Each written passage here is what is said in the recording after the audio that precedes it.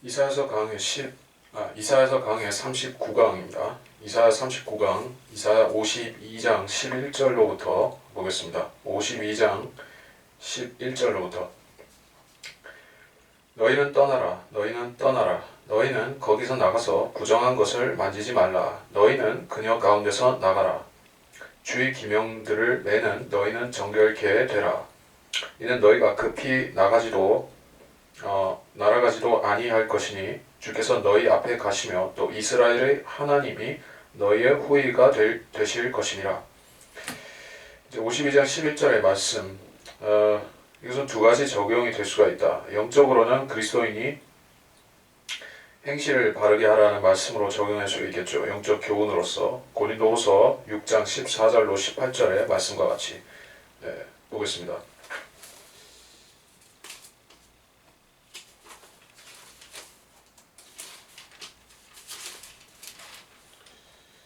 믿지 않는 자들과 멍에를 같이 매지 말라. 의와 불의가 어찌 관계를 맺으며 빛이 어둠과 어찌 사귀겠느냐. 이 이하에 하신 말씀들이 우리한테 영적 교훈이 되죠. 그래서 떠나라. 세상 죄인들의 그 죄악들로부터 성별하라는 것이요. 불의한 관계를 맺지 말라.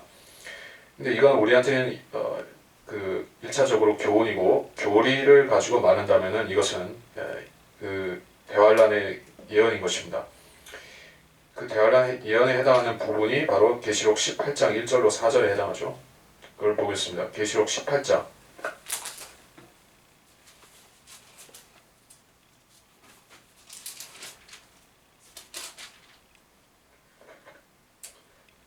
뭐 1절로 4절이긴 한데 4절만 보면 되겠습니다. 또 내가 들으니 하늘에서 다른 음성이 나서 말하기를 나의 백성들아 그녀에게서 나오라. 그리하여 그녀의 죄들의 동참자가 되지 말고 그녀의 재앙들도 받지 말라.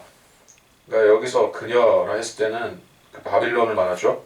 큰 바빌론을 말하고 거기서 나가라고 한 것이에요. 나가고 떠나고 거기서 나와서 부정한 것을 만지지 말라. 성별하라. 이 말씀하고 있습니다. 이 성별은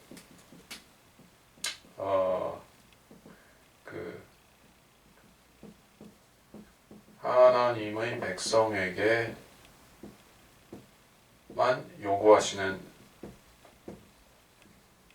하나님의 특별한 요구사항인 것이요.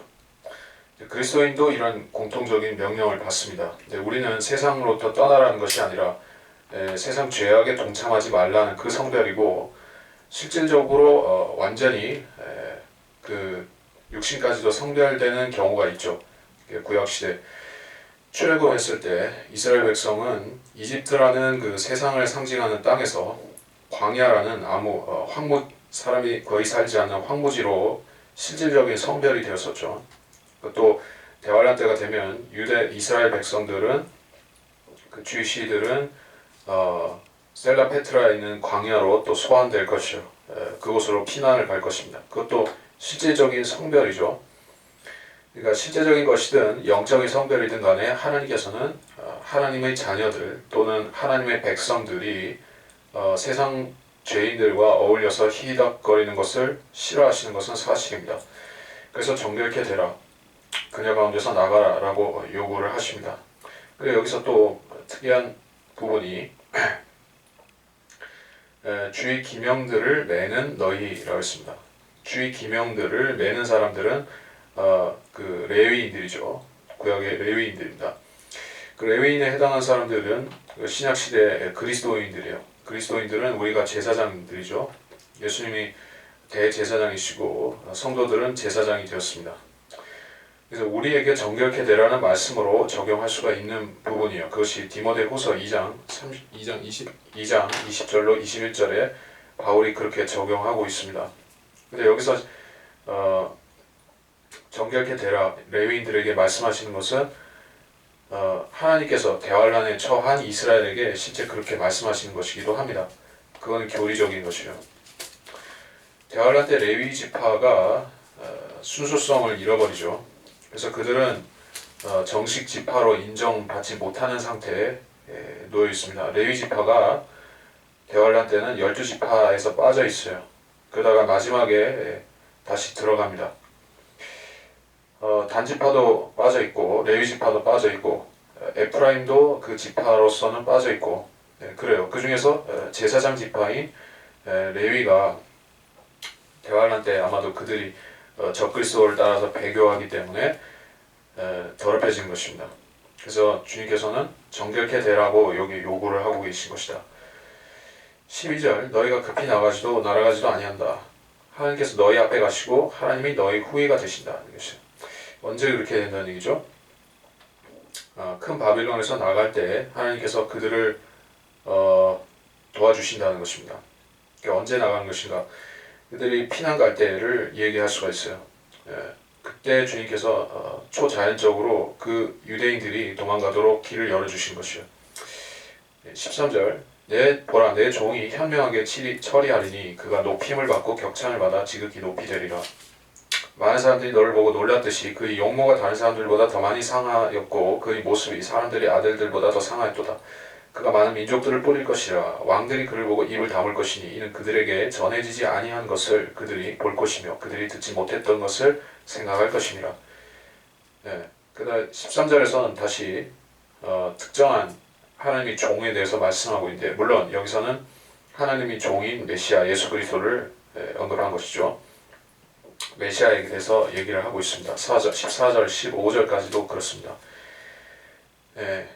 무엇을 현명하게 처리한다 나올지는 않지만은 그가 여기서는 통치를 말하죠. 천년왕국 때 주님께서 통치하시는 것이 주님께서 지혜롭게 현명하게 처리를 하실 것이요. 솔로몬과 같이 지혜롭게 통치자가 되시기 때문에 지혜로운 통치자가 되시기 때문에 결국 그는 이 지상에서 높임을 받고 격찬을 받고 지극히 높이 된다.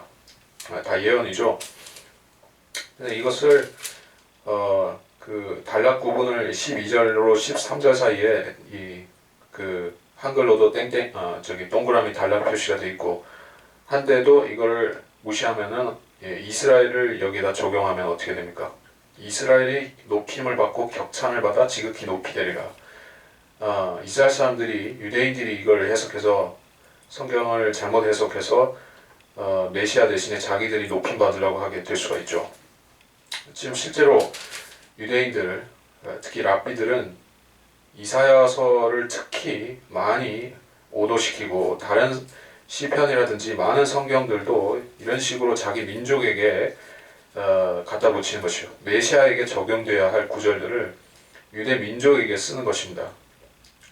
그게 엄청나게 그 민족의 교만을 가져오고 그 멸망을 가져올 것이요. 성경 올바로 해석해야지 심판을 받지 않습니다.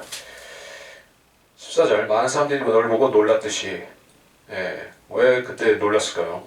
주님이 처음에 초림하셨을 때 주님께서 붙잡히시고 죽으실 때 주님의 용모가 너무나 처참해서 사람들이 주를 보고 놀랐다는 것입니다. 그 용모가 다른 사람보다 더 많이 상하였고 주님이 고난받으신 것을 말합니다. 그의 모습이 사람들의 아들들보다 더 상하였도다. 주님께서는 심지어 뱀처럼 용모가 되신 것이요. 뱀이 허물을 벗겨져서 그렇게 시뻘겋게 보이듯이 주님께서는 피투성이가 되셨던 것입니다. 광야에서 뱀을 들어올리듯이 한다라고 주님 자신이 요한복음 3장에서 말씀을 하셨죠.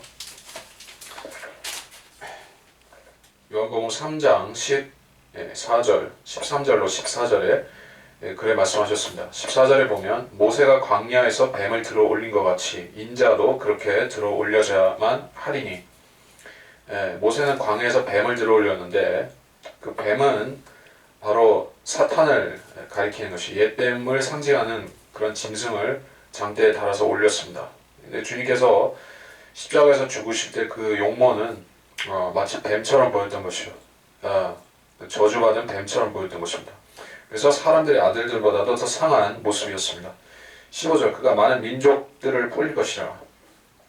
많은 민족들이라고 했습니다.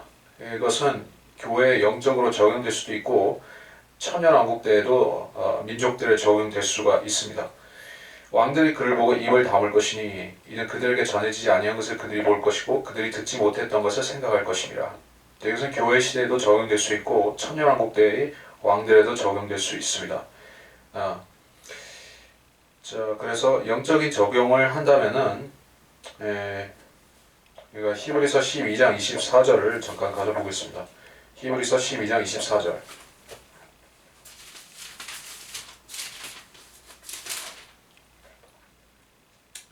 새 언약의 중보자이신 예수와 아벨의 피보다 더욱 좋은 것을 말하는 뿌리는 피에 이르렀느니라. 민족들을 뿌리는데 그 민족들이 무엇으로 구속받아서 새하늘과 새 땅에 나중에까지 살게 되는 것입니까? 모든 민족들이 결국은 예수님의 뿌려지신 그 피 때문에 영생을 누리게 될 것이에요. 그런 면에서 맞죠. 이 말씀은 영적으로 적용될 수가 있습니다.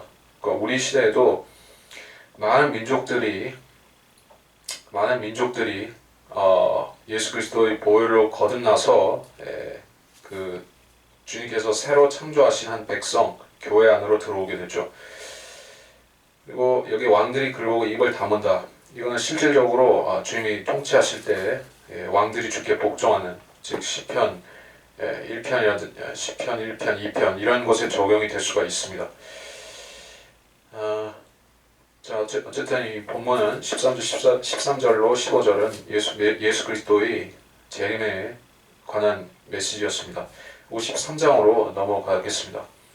우리의 전한 것을 누가 믿었으며 주의 팔이 누구에게 나타나느냐? 이는 그가 그 앞에서 연한 싹 같고 마른 땅에서 나온 뿌리같이 자랄 것이며 그는 모양도 우아함도 없으시니 우리가 볼 때 그를 흠모할 아름다움도 없음이라. 그는 사람들에게서 멸시를 받고 거부되었으며 슬픔의 사람이요 질고에 익숙한 사람이라.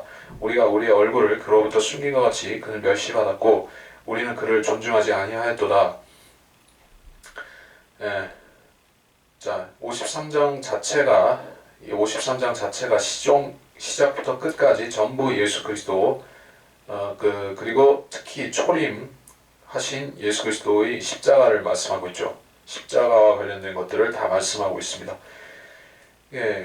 그 유대인들이 자기들이 구약 성경을 믿는다고 하면서 이사야서 53장을 믿지 않는다면은 그 사람들은 모세와 선지자들을 믿지 않는 사람들인 것이요. 혹은 이 말씀을 예수 그리스도가 아닌 다른 누구에게 적용하려고 해도 불가능한 것입니다. 왜냐하면 이런 사람이 역사적으로는 예수 그리스도밖에는 안 계시기 때문에 다른 데 적용할 수가 없는 것이요. 혹은 53장을 유대인들의 고난에 적용하려고 하면 그것도 말이 안 되는 것입니다. 그러니까 유대인들이 멸시받았다고 하면 여기서 그가 유대인이라고 하면은 그 유대인을 멸시한 우리는 누구란 얘기예요? 유대인이 유대인을 멸시한다는 뜻이 될 수가 있습니까? 아니죠. 우리라고 하는 이 멸시하는 사람들이 해석이 안 되죠. 결국에는 이 우리는 유대인들을 말하고 그는 유대인에게서 멸시받는 예수 그리스도인 것이요. 유대인들이 구약 성경을 믿는다고 주장하는데 그것은 말짱 헛소리인 것이요. 유대인들은 성경을 믿지 않습니다. 믿는다고 하지만 다 사기를 치는 것이요. 유대인들이 구원받기 위해서는 자기들에게 주어진 구약 성경부터 똑바로 믿어야 되는데 그걸 믿지 않기 때문에 구원도 받지 못하고 환난으로 들어가는 것이요. 우리 전한 것을 누가 믿었으며 그러니까 유대인들이 믿어야 될 장본인들인데 믿지 않고 대신에 이방인들이 믿었다는 것입니다. 로마서 10장 16절에 그렇게 말씀하고 있습니다. 그리고 주의 팔이 누구에게 나타났느냐? 성경에서 주의 팔이라고 할 때는 예수 그리스도를 가리키는 간접적인 표현입니다. 주의 팔이 누구에게 나타났냐? 이사야서 51장 5절 9절을 보겠습니다. 내 의는 가깝고 내 구원이 나갔으니 내 팔이 백성을 심판하리라. 그래 했습니다. 이 51장 5절에서 내 팔이 심판한다 할 때 이것도 예수 그리스도를 상징하는 것이고 또 51장 9절에서도 주의 팔이여 깨소서 그것도 예수 그리스도를 가리키는 것입니다. 그러니까 하여간에 성경에서 주의 팔 이렇게 얘기할 때는 예수 그리스도다라고 그냥 알고 있으면 되는 것이에요. 2절 이는 그가 그 앞에서 연한 싹 같고 마른 땅에서 나온 뿌리같이 자라고 마치 연약한 식물처럼 주님께서 초라하기도 하고 연약하게도 보이고 그렇다는 것이에요. 그리고 어떤 꽃이든 다른 식물이든 간에 싹인 상태에서 아직 그 성장하지 않은 상태에서는 모양도 우아함도 대부분 없죠. 주님께서도 그렇게 보였던 것이요. 주님께서 마치 창대한 백향목같이 의리의리한 모습으로 나타나서 사람들을 위압했다고 하면 두려워서 믿었겠죠. 근데 주님께서는 그렇게 안 나타나시고 연한 가지, 연한 싹처럼 작은 사람들에게 멸시할 수 있는 모습으로 나타나신 것이요. 우리가 그를 흠모할 아름다움도 없었다라고 했습니다. 사람들은 외모를 본다. 그러니까 믿는 사람들은, 예수님을 믿는 사람들은 예수님의 외모가 아니라 주님이 하신 일들을 보고 또 주님의 그 하나님이라는 그 주님의 원래 모습을 보고 우리가 믿지만은, 유대인들은 거듭나지 않은 사람들로서, 그렇죠, 거듭나지 않은 사람들로서 지금도 예수 그리스도를 외모로 평가하는 것이요. 예수님은 마리아의 아들이고 예수님은 하나님의 아들이 아니라고 생각하고 그렇게 있는 것이요. 그래서 결국에 사람들이 외모로 사람을 평가하기 때문에 불의한 사람을 지도자로 세우고 불의한 사람을 그 권세를 잡게 하고 따라가는 것입니다. 적그리스도는 그 무서운 용모를 가졌죠. 사람들을 두렵고 떨리게 만드는 그런 용모를 가진 것이요. 다니엘서에서 그렇게 말씀하고 있고, 4절, 실로 그가 우리의 질고를 지고 우리의 슬픔을 지었는데도 우리는 그가 형벌을 받아 하나님께 맞으며 고난당한 줄로 생각하였도다. 그러나 그는 우리 허물로 인해 상처를 입었고 그는 우리의 죄악으로 인해 상하였도다. 우리의 화평을 위한 징계가 그에게 내려졌고 그가 맞은 채찍으로 우리가 치유되었도다. 우리의 질고를 지고 슬픔을 지었다 라고 했습니다. 여기서 진다는 것은 나눠 받는다, 나눠진다는 그 동참했다라는 뜻이에요. 주님께서는 우리의 그 육신 안에서 받는 고난들의 동참자가 되셨습니다. 여러분이 그 동참 혹은 동병상련 이런 표현을 아시죠? 같은 입장이 되어봐야지, 같은 그 시련을 겪어봐야지 그 사람을 제대로 이해한다 하는 뜻에서 동병상련 이런 식으로. 그러니까 주님께서도 영광스러운 하나님의 본체로 계실 때는, 하나님의 형상으로 계실 때는 그런 고난을 겪으신 적은 없었죠. 그러나 주님이 인간의 몸으로 내려오셨을 때는 인간들이 당하는 모든 그 고난과 어려움들과 슬픔들까지도 담당하셔야 했던 것입니다. 그래서 우리와 동질성을 획득하신 것이요. 인간들과 인류와 동질성을 갖게 되셨다. 그런데 우리는 그가 형벌을 받아 하나님께 맞으며 고난당한 줄로 생각했다. 그리고 주님께서는 그 모든 사람이 당하는 정도의 고난이 아니라 특별한 고난을 받으셨죠. 특별한 고난. 그것이 바로 하나님께서 주신 진노의 잔.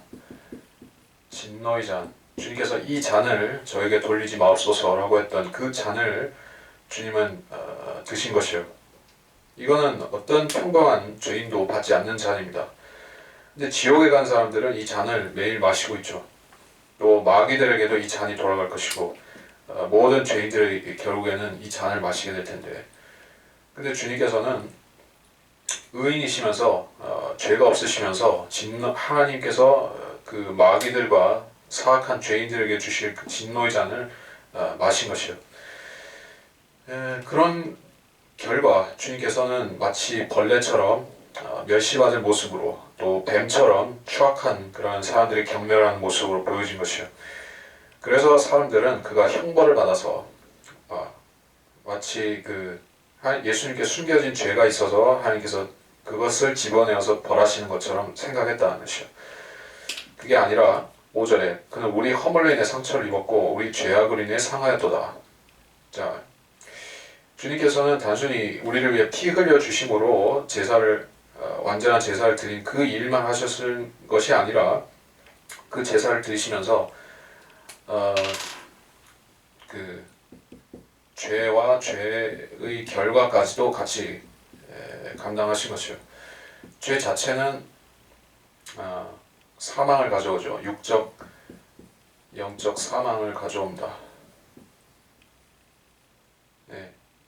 여기서 지상에서의 결과, 지상생애의 결과 이렇게 말할 수가 있겠습니다. 이것은 사후에 해당할 수 있지만은 이것은 생애 중에서 죄의 결과가 있습니다. 죄의 결과로 인해서 아담에게 내려진 저주들, 넌 땀을 흘려야지 땅을 갈아서 땀을 흘리고 또 여자에게는 임신하는 고통을 주셨다 하는 식으로 죄의 결과로서 이 지상에서 고통을 받습니다. 자, 그런 고통까지도 주님께서는 같이 담당을 하신 것이요. 주님이 죄인이어서가 아니라 우리를 위해서 같이 짐을 지신 것입니다. 우리의 화평을 위한 징계가 그에게 내려졌고 그가 맞은 채찍으로 우리가 치유되었도다. 자, 여기서 치유, 이 치유는 영적인 치유를 말씀하고 있는 것이요. 성경에서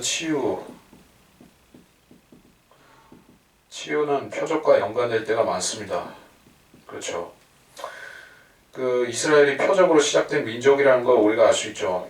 모세가 처음 호렙에서 주님 만났을 때 주님께서 내 손을 소매에 넣었다, 품에 넣었다 빼어보라. 문둥병에 걸려 있을 것이다. 이렇게 하신 적이 있죠. 그게 질병에 걸렸다가 기적적으로 치유받는 그 표적이 처음에 이스라엘이 민족적으로 부르심받는 그 순간에 있었다 이게요. 그 후에 쭉 그 치유의 표적은 구약 성경에 계속 나타나고 선지자들이 치유했고 마침내 예수님이 오셔서도 같은 일을 하신 것이요. 그 치유라고 하면은 육신적인 그 치유, 영적인 치유가 아닌 육신적인 병 낫는 것만 치유라고 생각하기 쉬운데 사실은 여기서 치유라고 말씀하실 때 그것은 단순히 육신만 낫는 것이 아닌 것이요.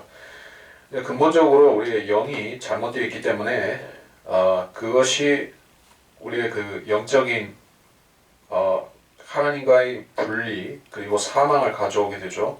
육신적인 문제는 어쨌든 이 지상에서 받는 부분적인 것입니다. 궁극적으로 지옥에 가서 받는 형벌이 더 무서운 것이죠. 그래서 보면 치유되었도다 이 부분을 베드로전서 2장 23절로 24절과 관련시켜서 보겠습니다. 베드로전서 2장 23절로 24절.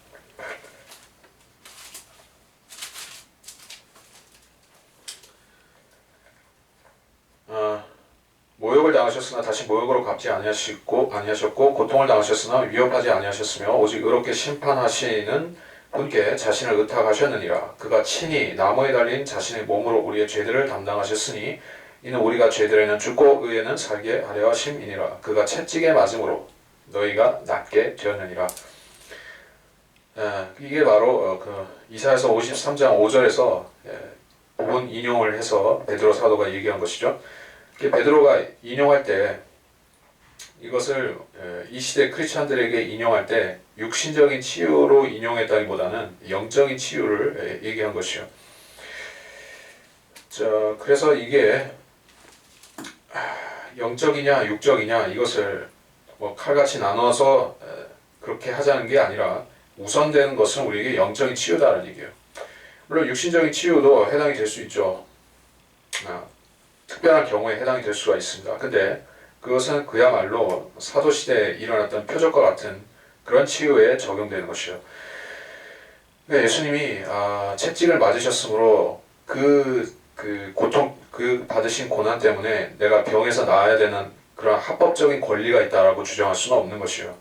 사실은 우리도 우리 육신 안에 살면서 예수님이 당하셨던 그 고난과 고통과 이런 것들을 사실 우리도 동참자로서 참여하고 있는 입장이기 때문에 우리는 면제해달라 이렇게 주장하는 것은 틀린 것이에요. 지상에서 육신의 고통과 질병을 당하는 것은 하나님께서는 또 성도에게 허락하시기도 합니다. 우리가 베드로 전서를 공부하면서 강의에서 그런 얘기를 제가 했었는데 아무튼 우리가 치유되었도다 이것을 은사주의자들이 하는 식으로 적용하면 크게 오착이 있다. 그렇게 하면 안 된다. 6절 우리는 양같이 길을 잃어서 각자 자기 길로 돌이켰다. 잠깐 여기서부터 읽어야겠죠. 우리는 모두 양같이 길을 잃어 각자 자기 길로 돌이켰으나 주께서는 우리 모두의 죄악을 그에게 지우셨도다. 우리는 모두 양같이 여전히 유대인들이 민족적인 메시아를 잃어버린 모습을 얘기를 하고 있어요. 양같이 길을 잃어 자기 길로 돌이켰다. 배교한 이스라엘, 또 지금도 배교한 상태로 있는 이스라엘을 말하는 것이요. 우리 모두의 죄악을 그에게 지우셨도다. 그 주님께서 구약 시대에 행하셨던 동물 제사의 피는 결국 일시적인 죄를 덮음이었고, 궁극적으로 죄들은 전부 예수님의 십자가에 넘겨져서 주님의 어깨 위에 그 짐이 지어졌던 것이요. 그리고 주님께서는 그 짐을 해결하시고 제거하시고 드디어 온 세상의 구세주가 되신 것입니다. 7절 그가 억압을 당하고 고난을 당하여도 그 입을 열지 아니하였으니 그가 어린 양처럼 도살장으로 끌려가며 또 털 깎는 자들 앞에 양이 말 없듯이 그가 자기 입을 열지 아니하는도다. 이게 바로 사도행전 2장 10절에서 사도행전 2장에서 빌립이 전도자 빌립이 에티오피아 내시를 구원시킬 때 읽고 있던 내시가 읽었던 그 구절 중에 하나죠. 예수 그리스도를 소개하는 구절이라는 얘기입니다. 자, 그 주님께서는 참으셨고 입을 열지 않으셨고 그 마치 그 털 깎는 자들 앞에 양이 말 없듯이 어린 양을 말하는 것이요. 어린 양. 반항하지 않으셨다는 것입니다. 그 사람들은 주님께서 무기력하게 그렇게 당하시는 모습을 보고 메시아가 아니라고 생각했을지 모르지만 주님께서는 미리 이렇게 예언해 놓으신 것이요. 사람들이 볼 때는 이상하게 보이겠지만 주님께서는 충분히 그런 자신에게 가해지는 일들을 벗어날 수 있음에도 일부러 당하실 거란 얘기예요. 일부러 저항하지 않으시고 당하실 거란 얘기입니다. 그렇게 예언된 것이요. 자, 그래서 계속 보겠습니다. 그가 감옥과 재판에서 끌려갔으니 누가 그의 세대를 선포하리요. 이는 그가 산자들의 땅에서 끊어졌으며 그가 내 백성의 허물로 인하여 형벌을 받았음이라. 그의 세대를 선포한다. 이런 말씀이 나왔습니다. 누가 그의 세대를 선포하리요? 시편 22편 30절을 잠깐 보겠습니다. 시편 22편 30절.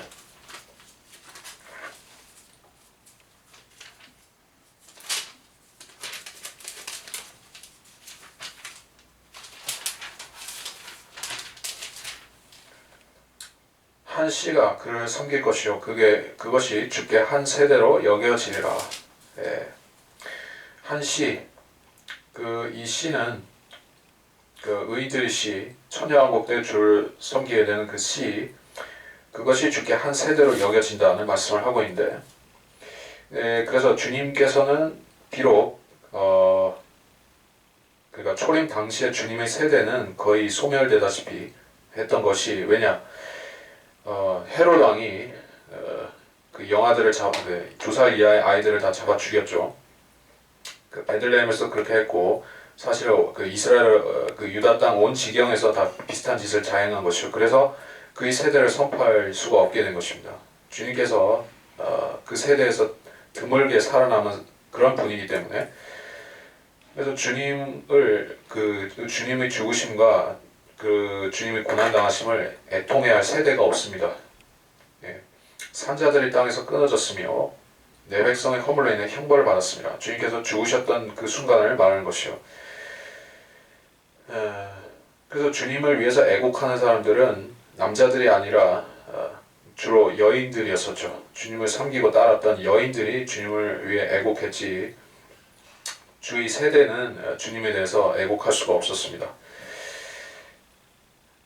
그가 내 백성의 허물로 인하여 형벌을 받았음이라. 그러니까 이스라엘 백성의 입장에서는 자기들을 위해서 그 형벌을 받았다는 것이요. 근데 주님께서는 이스라엘만이 아니라 온 인류의 죄들을 구속하기 위해 형벌을 받으셨기 때문에 우리는 이걸 인류 전체로 적용할 수 있죠.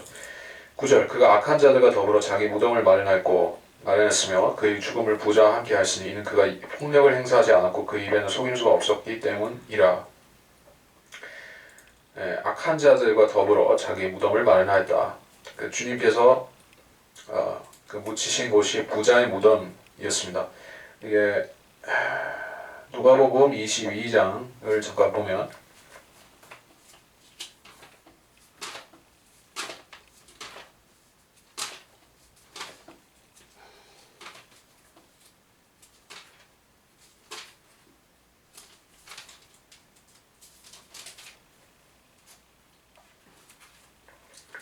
32절로 33절 아니다. 누가복음 23장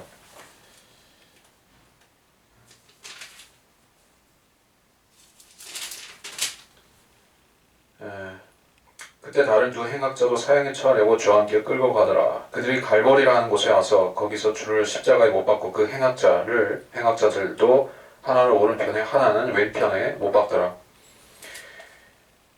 그리고 39절로 41절에서 그때 매달린 행악자 중 하나가 주를 욕하며 말하기를 내가 그리스도거든 네 자신과 우리를 구원하라.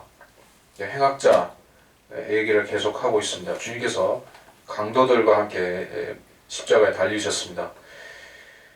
그렇기 때문에 주님께서 죽으셨을 때 주님께서는 강도들과 같은 시점에 매장되신 것이요. 같은 무덤에 매장되신 건 아니지만 같이 죽어서 매장되신 것입니다. 그래서 악한 자들과 더불어라고 이렇게 말씀한 것이요.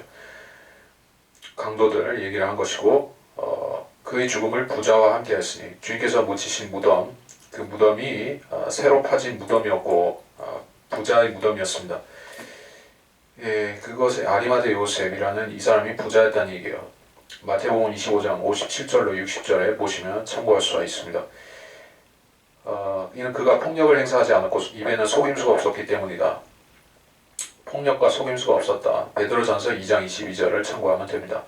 10절로 그를 상하게 하는 것이 주를 기쁘시게 하기에 주께서 그를 고난에 두셨도다. 주께서 그의 혼을 속죄 제물로 만드실 때 그가 자신의 씨를 보리니 그가 자신의 날들을 늘릴 것이요 주의 기쁨이 그의 손에서 번창하리라. 그가 자기 혼의 고통을 보고 만족하게 되리라. 나의 의로운 종이 자기의 지식으로 많은 사람을 의롭게 하리니 이는 그가 그들의 죄악을 담당할 것임이라. 그러므로 내가 위대한 자와 더불어 한 몫을 그에게 나눠줄 것이며 그가 강한 자들과 더불어 탈취물을 나눌 것이니 이는 그가 자기의 혼을 부어 죽음에 이르게 하시며 또 그는 범죄자들과 더불어 헤아림을 받았으나 그가 많은 사람들이 죄를 지며 범죄자들을 위해 중보를 하였습니다. 10절 이하의 말씀 그를 상하게 하는 것이 주를 기쁘시게 하였다. 이게 이해가 안 되죠, 여러분이? 하나님이 독생자이신 예수님을 상하게 하는 것, 고통을 주는 것이 왜 하나님 아버지를 기쁘시게 하였다는 얘기죠? 그러니까 이게 인간적인 관조로 보면은 이해할 수가 없는 얘기죠.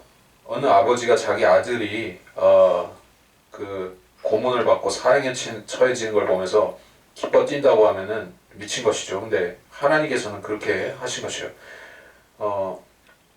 왜냐하면 하나님께서 품고 계신 목적은 예수님을 일시적인 고난에 두시고 고통받게 하심으로써 수많은 지옥에서 고통받아야 되는 그 죄인들을 구원시키는 것이기 때문에 그것이 주를 기쁘시게 하였다는 말입니다.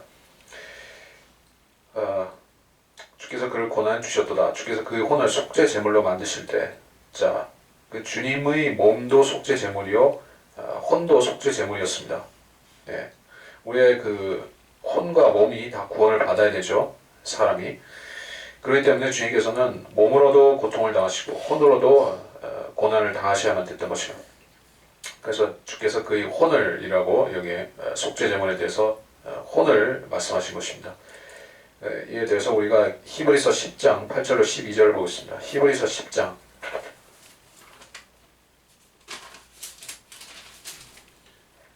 8절로 12절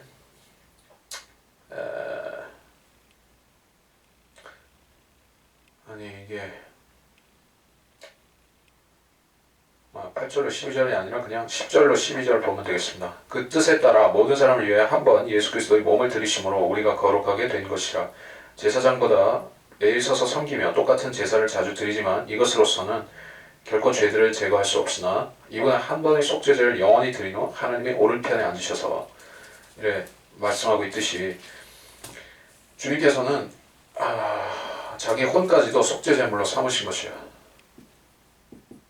주 예수 그리스도의 속죄의 효력은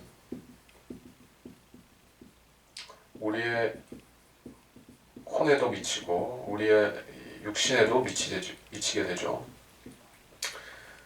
주님께서 그 육체적으로 죽고 부활 안 하셨으면 우리가 실제적으로 주님과 똑같이 몸이 부활할 수가 없죠. 주님께서 고통만 당하시고 죽지는 않으셨다면 우리가 구원받을 길, 육체적인 구원을 받을 길이 묘연했을 것이요. 주님께서는 죽으신 것입니다. 또 주님께서 그 혼의 고통을 당하지 않으셨다면, 또 주님이 혼이 지옥에까지 내려가지 않으셨다면은 우리에게 충분한 속죄가 안 되었을 것입니다.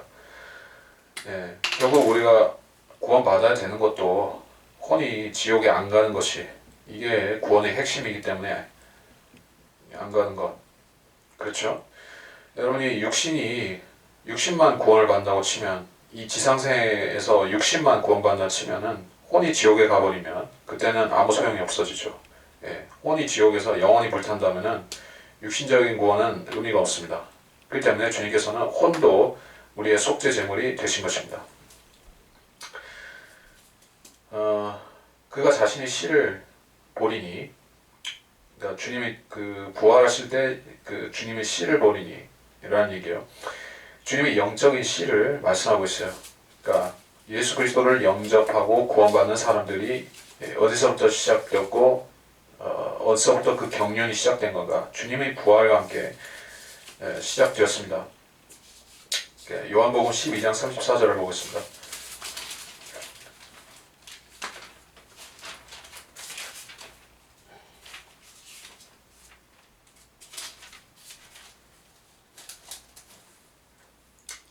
우리가 주께 대답하기를 우리가 율법에서 듣기로는 그리스도가 영원히 산다고 했는데 어찌해 당신의 인자가 들리어야 하리라고 말씀하시나이까? 이 인자는 누구니까? 라고 하니, 그래서 주님께서 죽으시고 부활하실 때 자신의 씨를 보리니 이 말씀이 성취가 되었다는 것이요. 그가 자신의 날들을 늘릴 것이요. 자신의 날들, 이 자신의 날들이 그 주님께서 이 지상에 계시는 날들이 늘어나지는 않았습니다. 그렇죠. 주님께서는 오순절이라는지 주님께서는 이 땅에 2000년 동안 계시지 않고 부활하고 올라가셨습니다. 지금은 이 지상에 영으로만 계시고 성령으로만 역사하시지 주님 자신은 셋째 하늘로 가셨죠. 그러면 여기서 자신의 날들을 늘릴 것이라는 것은 주님의 영을 소유한, 성령을 소유한 우리들 안에 계속 계시다는 의미로 적용될 수가 있겠죠. 시편 21편 4절을 보겠습니다.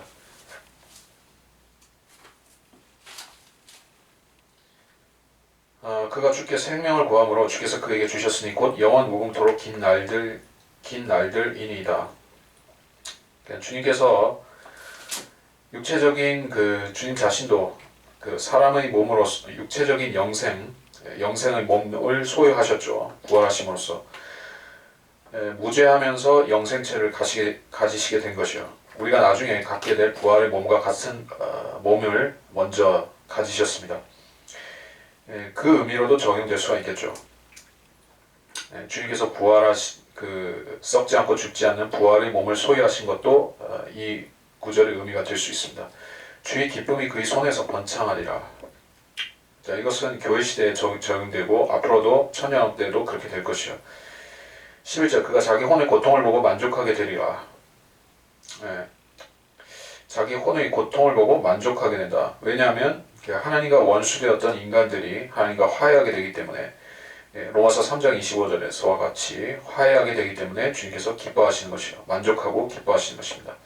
나의 의로운 종이 자기 지식으로 많은 사람을 의롭게 하리니 이는 그가 그들의 죄악을 담당할 것임이라. 자기 지식으로 많은 사람을 의롭게 한다고 했습니다. 그러니까 이 복음 자체는 어떤 그 머리로 이해하고 끝나는 지식은 아니죠. 근데 주님께서 이 십자가 복음에 관한 지식은 특별합니다. 십자가 복음에 관한 지식은 이것을 믿는 사람에게 구원을 가져오는 지식인 것이요. 세상에 수많은 과학이나 철학이나 종교나 지식들이 있지만은 또 경전이라고 하는 것들도 많이 있지만은 그러한 지식들 가운데서 사람을 구원에 이르게 하는 지식은 없어요. 왜냐면 그 지식은 성령께서 무어한 계시를 주신 것이 아니고 또 예수 그리스도를 증거하는 지식이 아니기 때문에 창조주를 알 수가 없고 예수 그리스도도 알려주고 믿게 하는 지식이 아닌 것이요. 그래서 이 십자가 복음에 관한 지식만은 우리를 구원에 이르게 하는 것입니다. 근데 그 지식을 지식으로 이해하고 끝나는 것이 아니죠. 이 십자가 복음의 지식은 믿으라라는 그 하나의 그 요구가 있는 것이요. 여러분에게 결단을 요구하는 그런 부분이 있습니다. 여러분이 개인적으로 믿어야 되는 결단을 요구한다는 것이요.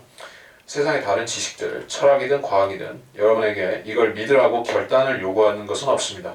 그러니까 사실은 믿거나 말거나 그런 성질이죠. 진화론도 사실은 믿거나 말거나 믿어야 된다는 안 믿으면 죽는다는 당위성은 없죠. 그러나 이것은 여러분이 구원을 받기 위해서 지옥에 안 가기 위해서는 믿으라라는 불가피한 당위성이 있다. 그래서 그 지식으로 많은 사람들을 의롭게 한다 라는 말씀이고 그가 그들의 죄악을 담당할 것임이라. 예수님께서 우리의 죄악을 담당하셨습니다. 예수님께서 그 죄의 문제를 처리를 예수님 본인이 하셨고 우리는 그 혜택만 입는 것이요. 이것이 칭의인 것입니다. 칭의. justify 된다. 우리가 한 일이 전혀 없는데 예수님이 공짜로 의를 우리한테 주셨다는 것이요. 마치 선물과 같이 인간이 전 생애 동안 추구하고 노력해도 얻을 수가 없는 완전한 의, 그것이 우리에게 거저 주어졌다는 뜻에서 칭의인 것이요. 근데 무식한 사람들이 칭의를 잘못 이해하고 일단 형식적으로는 의로워졌지만은 하나님께서 의롭지 않은 사람을 의롭다고 불러준 것이지 형식적인 것이지 그냥 그렇게 간주해 준 정도에 지나지 않지 실제적으로는 깨끗해지지 않았다고 그렇게 가르치는 자들이 있죠. 마귀의 목사들은 그런 식으로 칭의를 무시해버린 것이요. 그렇지가 않습니다. 칭의를 입었다는 것은 여러분이 거저 의를 받았다는 뜻이요. 여러분이 잘한 일이 없는데 여러분이 죄들을 용서받기 위해서 스스로 뭘 한 게 없는데 예수님께서 십자가에서 하신 일을 통해서 주님께서 하신 일들을 통해서 거저 의롭게 된 그 부분을 칭의라고 불러야지 형식적으로는 의롭게 됐지만은 실질적으로는 아직 의롭지 못하다는 그런 식으로 가르치는 것은 틀린 것이에요. 자, 그래서 주님께서 실질적으로 우리의 모든 죄악을 담당하고 완벽히 처리하고 해결하고 끝내셨습니다. 12절. 그러므로 내가 위대한 자와 더불어 한 몫을 그에게 나눠주고 이것은 왕국과 통치를 가리키는 부분이겠죠. 지금에 해당하는 것이 아닙니다. 시편 2편 8절에 주님의 왕국에서 누리시는 그런 권위, 영화 그런 얘기와 연관이 되고 빌립보서 2장 9절로 11절에도 나오고 시편 48편 2절 등등에 찾아보면 나오지만 하여튼 이것은 위대한 자와 더불어라고 했을 때 어떤 위대한 자를 말씀하는 것일까요? 한 몫을 그에게 나눠줄 것이며 한 몫이라고 했습니다.